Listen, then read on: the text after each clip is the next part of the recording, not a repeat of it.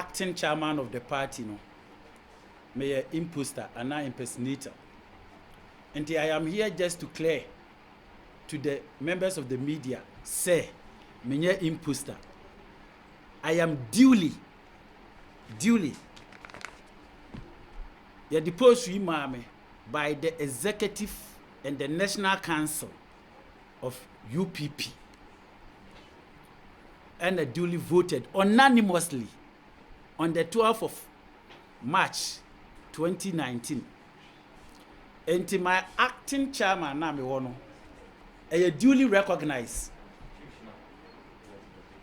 Your friend is saying, your party name.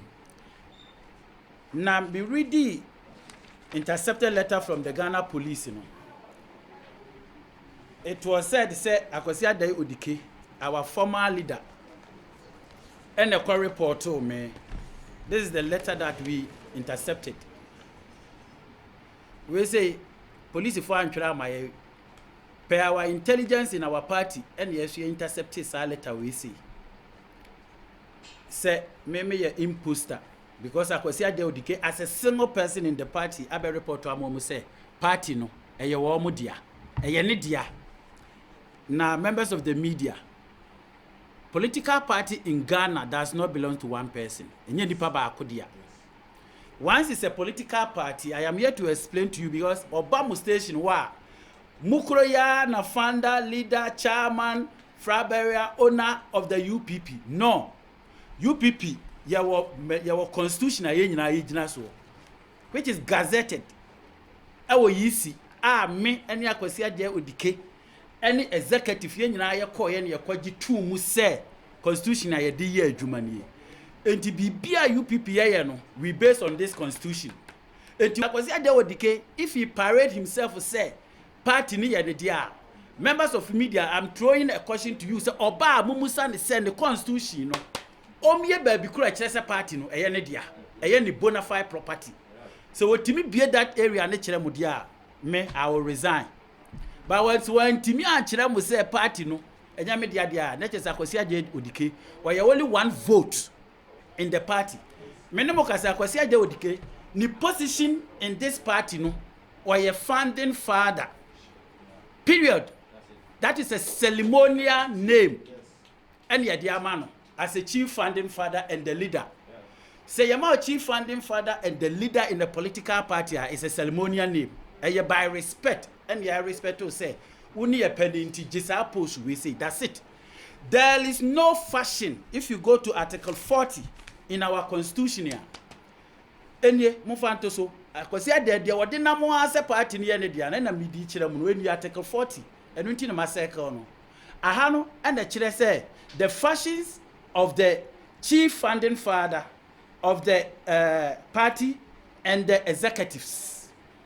The chief founding father, Akosua Daye Odike, shall be the founder and the leader. That's it. Comma into Ojinawa. There is no fashion. I demand as a chief founding father say fashions way and I will play and I will not play. There is no. Then we continue to give the fashions to the chairmanship and the executive.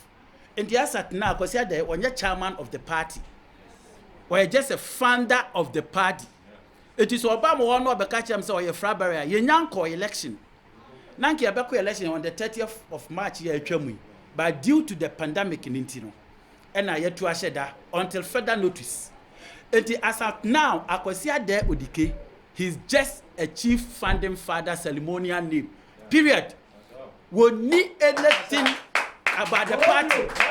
I will call Obama Honomoa, Namo Genom, leader, founder, Frabariano, Mosa de Samrano, per our constitution, you know.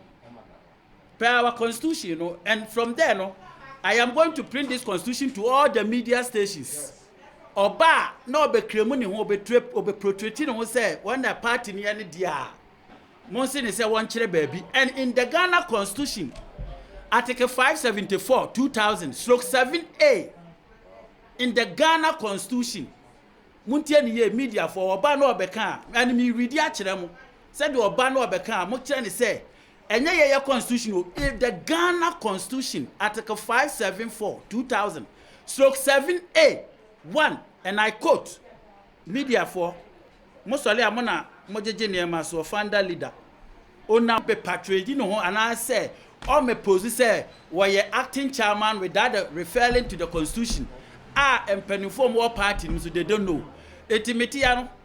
We are writing to the Ghana police. One, Akwasi Ade-Odike, he breached the party constitution. Yes. Because our party constitution article 23 say, "Sewuni party member or problem and our party member be report to the NEC and the national executive." Now, omumfre nipa no. Na ba explain ni wasem no so kana asem. The national executive is the only person so omu find that person guilty. Omu betimi na handle to the police. Say nipa we say wa portraying no say wa ye party acting chairman or something. Yes, you no. As I'm talking to you, we have 9 NEC members. Out of the 9, 4 of them omuni party ni mubium. Aka nipa 5. And the NEC member Akwasi Ade-Odike is not part of the NEC. On can NEC because when you're chairman of the party, the first person in the NEC is the chairman. In the article, these are the 9 NEC members here who hold position or making decision for this party. These 9 members, 4 of them, General Secretary then Razak Opoku, will need party in Mubium, say MPP. Anna Nikobo, Nyamifani Kresi, Wawu, are duly recognized by the Electoral Commission. When you go, their names are there. Their names are there. And except Akwasi Ade-Odike who do not vote because one kwasa per leader or per chairman or per secretary or per general secretary or per treasurer. Now he's been going to the radio station and making announcements say party no be any card. Now per card ya brabaji me ho. Adofo in political party when they want to say presidential candidate and a political card. Nana Akufo-Addo some person me call Johnny Aku MPP and I say me faka na me call Flaster House e ko hu Nana Akufo-Addo say na person be join no party nti me card ya na it doesn't work nowhere and me person me call Johnny NDC and me tuka na me call President John Mahama efie some person be join NDC nti o ma me card ya na it does not work like that and yes ramo Akwasi Ade-Odike a portray ne ho say party ni ye ne dia wono na dia fine we are founding member of the party. And yes, you need to say, papa, no. You need any problem. Asa. One kasa. Let me tell you one secret that I do not want to share, but I will share because of this. One was a Dikena, one no say, me imposter, no. What call or 2 for any payment, best member my needy. Me fan say, even Kumasi, say, we you 2 for our toss bear 2 and not 3. What the chowpa, echo mass, our him pony say or panachow. One frame ni nuane me na se woda wona na on kan yemom nana ne frame e ma me koy nam se nana Odike minini ni problem mi nua pani no ni fie ni Ashtown mi no for the past 20 years minini ni problem e party executive and one ni wo problem nana asem ne se mi nua kwa me Odike ba oba ye wo se me mfa chew pa e na e maw na ne party mpanimfo ne nkokasa ne yenye ne back. This is the word from the king, the chief. And I'm going to report to you, no Odike. And to me, buy no, or Penia can't semono. Untimi more Penia Nimtia. And I'm a free executive Nina say, and Odika or the Chopako. And you pass with your born in one, ya jenny back. It ya buy a pet, and yes, ya by amendment of the constitution, and your year amendment. Sa constitution way.